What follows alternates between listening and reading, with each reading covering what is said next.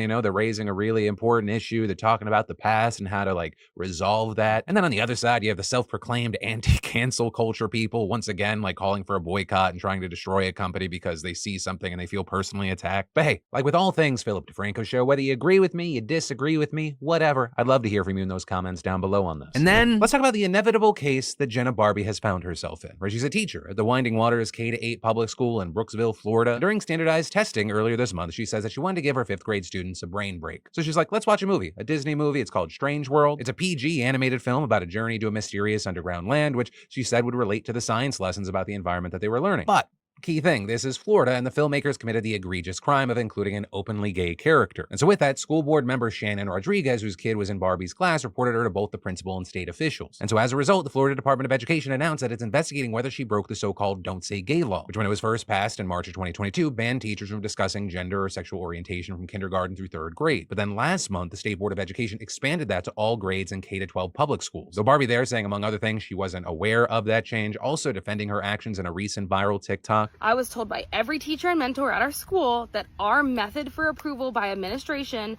of showing movies was to have a signed parent permission slip for PG movies. I had that from the beginning of the year. The whole 5th grade team had signed permission slips for PG movies with no objections to specific content. Is a character in the movie LGBTQ? Absolutely. Is that why I showed it? No. I have a lot of 5th grade students who have come to me this year, long before showing this movie, talking about how they're part of that community as well.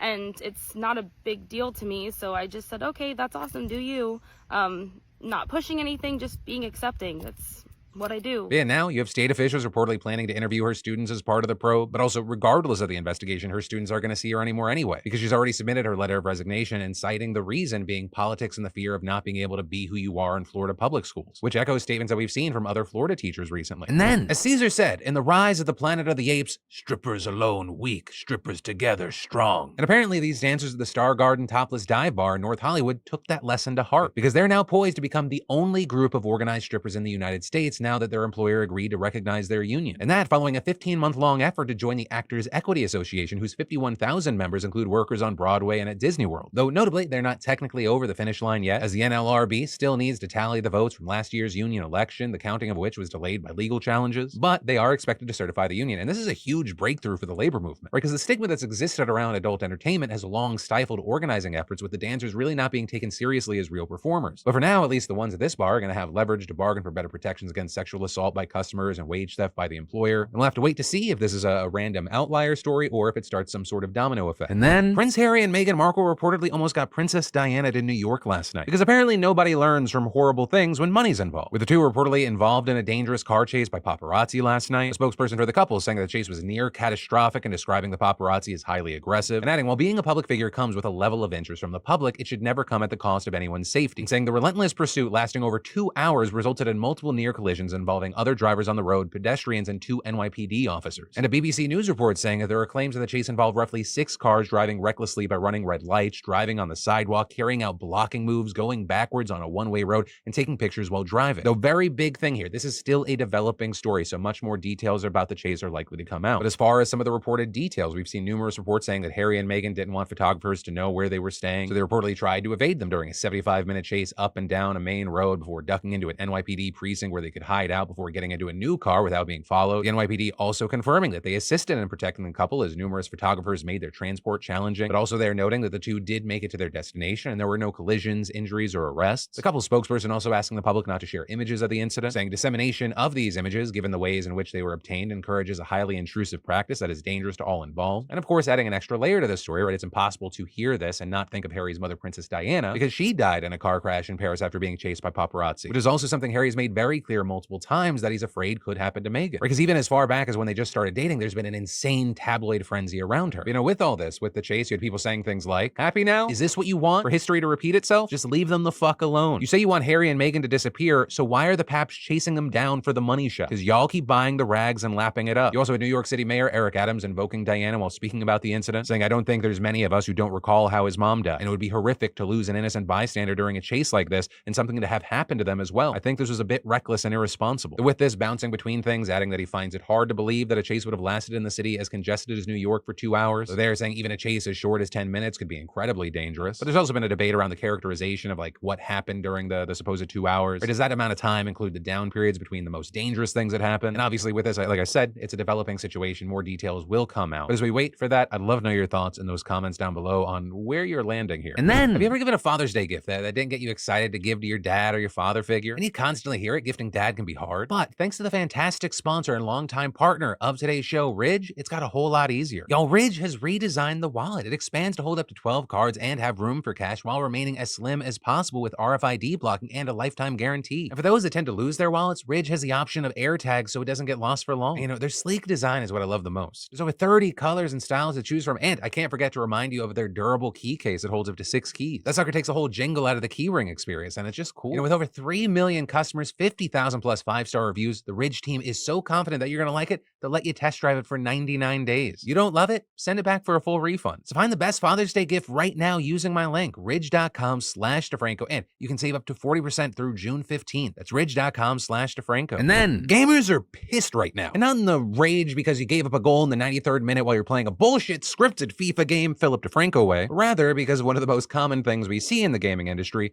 broken promises. And specifically right now, there are a lot of gaming fans that feel completely wronged by Blizzard Entertainment, with them casually dropping that they were scrapping a massive feature that they promised in 2019 for the game Overwatch 2. And even if you're not into gaming, it's a very interesting business story, because the company promised that eventually it would have a deep narrative-driven story mode that people could play with their friends and progress through, with that being in addition to the player versus player experience that it currently has. And fans were hyped as hell for that because Overwatch's characters hint at a deep and interesting story that's never really explored outside of the random cinematics they release. You know, the company wasn't ignorant of the fact that they were going to get backlash for this new plan, with us seeing the executive producer trying to defend the decision to drop the story content. With everything we've learned about what it takes to operate this game at the level that you deserve, it's clear that we can't deliver on that original vision for PvE that was shown in 2019. What that means is that we won't be delivering that dedicated hero mode with talent trees, that long-term power progression.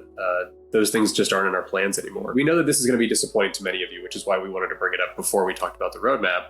And to be perfectly honest, it's been really difficult for many of us and a lot of folks on the team who've poured their heart and soul into that. With the team also going on to explain that this doesn't mean that there wouldn't be any story-driven content, just more one-off seasonal things similar to what they've done in the past for Overwatch 1. And while yes, those were popular and fun for many, they're a far cry from what was promised. So in no way was it surprising that fans were pissed off. Or sometimes you can be critical of gamers because you're like, okay, you have absolutely wild expectations, they're unrealistic, you just want to complain, but this feels very different. With many pointing out that the whole story mode was essentially the whole reason Overwatch 2 was made, and popular creators and gamers like Moist Critical blasting the decision in a 13-minute video. The whole point of it having a 2 in its name and being marketed as a sequel is that there was this promise, this little pinky promise that the PvE and story mode, the hero mode, all that, it was coming. It was, you know, trademarked right around the corner, it's on its way. Which begs the philosophical question that would have Socrates scratching at his noggin. What the f*** is Overwatch 2 then?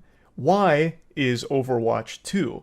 If the whole thing that was supposed to be the identity of this title, the PvE story mode, is no longer in it, then what makes Overwatch 2? And with this, I'm also wondering, did they know they were lying from the get-go? With other massive creators like Ludwig pointing out that when Overwatch 2 was announced, Activision Blizzard wasn't really doing hot financially. But I think this was a lot of internal pressure from higher-ups to deliver on a product and overhype a product to get them out of a tumultuous time, which led to disaster for the game itself. And all of this leading to some awkward questions, such as, what have the developers actually been doing for the past 3.5 years? Especially as many have seen that PvP experience essentially being Overwatch 1 just with tweaks. And so with this, many saying this is a prime example of what Blizzard is now, that generating profit is the only priority. That in the past, you had a Blizzard that had a reputation of killing off nearly finished products that didn't meet its then high standards, rather than what we're seeing in this moment of releasing something and then killing off a promised part of it, leaving fans disappointed. But at the same time, of course, gamers are not a monolith. You have some saying, while you can be disappointed, a lot of what we're seeing is an overreaction, right? Noting that Overwatch 2 is free to play. But there you also have people pushing back saying, yes, it's free to play, but